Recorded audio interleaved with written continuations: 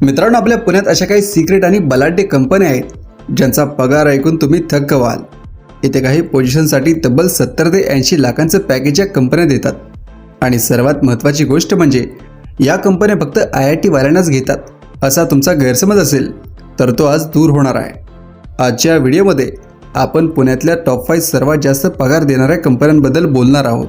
या कंपन्या कोणत्या आहेत, ते एवढा जास्त पगार का देतात आणि सर्वात महत्त्वाचं म्हणजे तिथे जॉब मिळवण्यासाठी तुम्हाला नेमकं काय करावं लागेल, हे सगळं मी आज एकदम सोप्या भाषेत सांगणार आहे.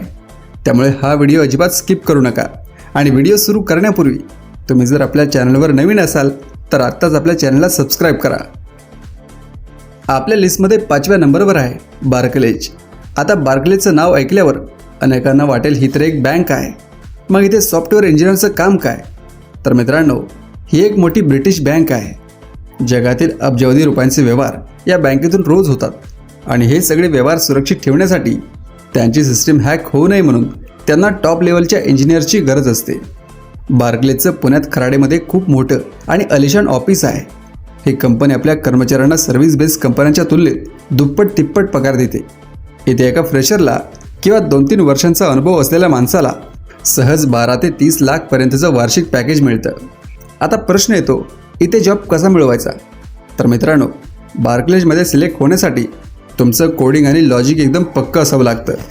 तुम्ही जावा किंवा C++ यामध्ये मास्टर असणं गरजेचं आहे. यासोबतच त्यांना असे लोक हवे असतात ज्यांना फायनान्स आणि बँकिंग डोमेनची थोडीफार समज असेल. यांची मुलाखत प्रक्रिया खूप कठीण असते. यात प्रामुख्याने डेटा स्ट्रक्चर्स आणि अल्गोरिदमवर जास्त भर दिला जातो. जर तुम्ही लिंक्डइनवरून यांच्या HRला अप्रोच केलं आणि आधीच तिथे काम करत असलेल्या एखाद्या व्यक्तीकडून रेफरल मिळवलं तर तुमचा रेझ्युमे लवकर शॉर्टलिस्ट होतो. इथलं वर्किंग कल्चर खूप प्रोफेशनल आहे आणि तुम्हाला जगभरातील स्मार्ट लोकांसोबत काम करण्याची इथे संधी मिळते. आपल्या लिस्टमध्ये 4थ्या नंबरवर आहे मास्टरकार्ड. मित्रांनो, तुम्ही जेव्हा ATM मधून पैसे काढता किंवा ऑनलाईन शॉपिंग करून पेमेंट करता तेव्हा बहुतांशी वेळा ते पेमेंट मास्टरकार्डच्या सिस्टीममधूनच प्रोसेस होतं. एका सेकंदात जगभरातून लाखो ट्रान्झॅक्शन हाताळणारी ही कंपनी आहे. विचार करा, एखादं पेमेंट जरी फेल झालं किंवा हॅक झालं तर केवढं मोठं नुकसान होईल. म्हणूनच मास्टरकार्डला जगातले बेस्ट इंजिनियर्स हवे असतात जे त्यांची सिस्टीम कधीही डाऊन होऊ देणार नाहीत. पुण्यातल्या येरवडा आणि कल्याणीनगर या भागात त्यांचं खूप मोठं टेक हब आहे आणि तिथे भारतीय टॅलेंट खूप महत्त्वाचं काम करतं. पगाराबद्दल बोलायचं झालं तर मास्टरकार्ड त्यांच्या कर्मचाऱ्यांवर पैशांचा पाऊस पाडते. इथे सुरुवातीला पगार 14 ते 35 लाखांच्या घरात असतो. येथे सायबर सिक्युरिटी, क्लाउड कम्प्युटरिंग आणि डेटा इंजिनिअरिंग या क्षेत्रातील लोकांना सर्वाधिक मागणी आहे.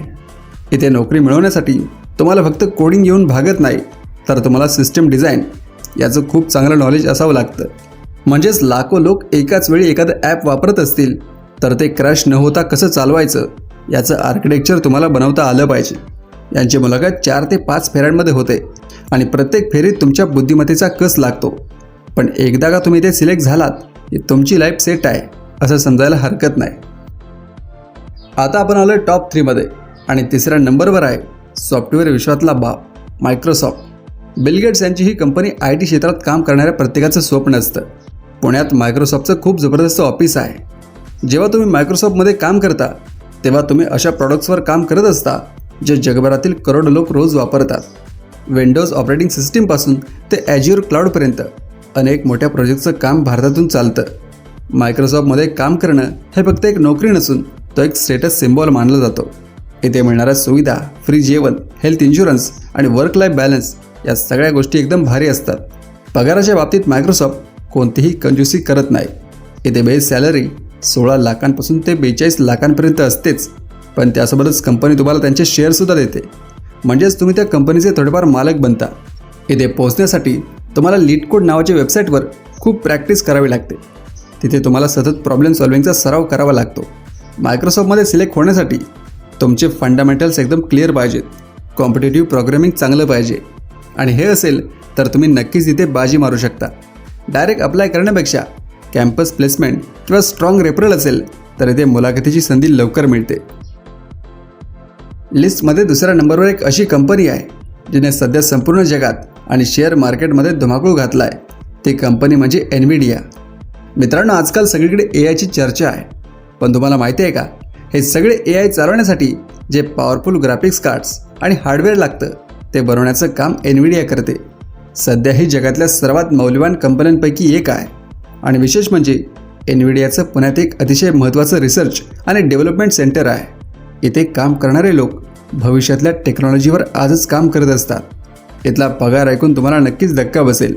इथे एंट्री लेवल आणि मिड लेवलसाठी थेट 18 ते 45 लाखांच्या पुढे पॅकेज दिलं जातं आणि कंपनीची जी सध्याची ग्रोथ सुरू आहे त्यानुसार त्यांना मिळणाऱ्या शेअरची किंमत प्रचंड वाढली आहे. इथे काम करण्यासाठी तुम्हाला हार्डवेअर आणि सॉफ्टवेअर या दोन्ही गोष्टींची सांगड घालता आली पाहिजे. C आणि C++, पायथॉन आणि AI मशीन लर्निंग यामध्ये तुमचं ज्ञान एकदम डीप असणं गरजेचं आहे. इथे फक्त वरवरचं नॉलेज चालत नाही. मुलाखतीमध्ये तुम्हाला खूप कठीण प्रश्न विचारले जातात, पण जर तुम्हाला खरंच टेक्नॉलॉजीची आवड असेल आणि तुम्ही मेहनती असाल तर NVIDIA तुम्हाला तुमच्या विचार करण्याच्या पलीकडे पगार आणि करिअर ग्रोथ देऊ शकते. आणि मित्रांनो, फायनली नंबर 1 वर आहे जगातली सर्वात मोठी टेक कंपनी गुगल.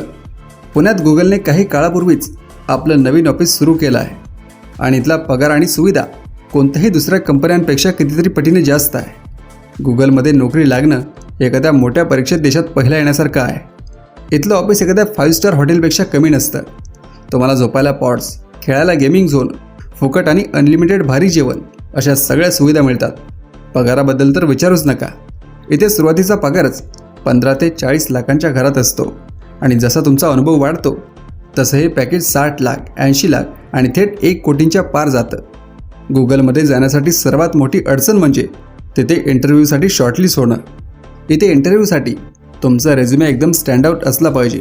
तुमच्याकडे ओपन सोर्स कॉन्ट्रीब्युशन, स्वतःचे भारी प्रोजेक्ट्स आणि एखाद्या मोठ्या गुगलरचं रेफरल असेल तरच तुम्हाला कॉल येतो.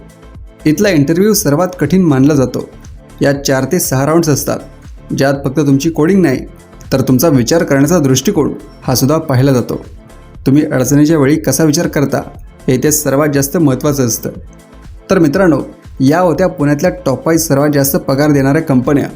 तुम्हाला यापैकी कोणत्याही कंपनीत काम करायला सर्वात जास्त आवडेल मला कमेंट करून नक्की सांगा.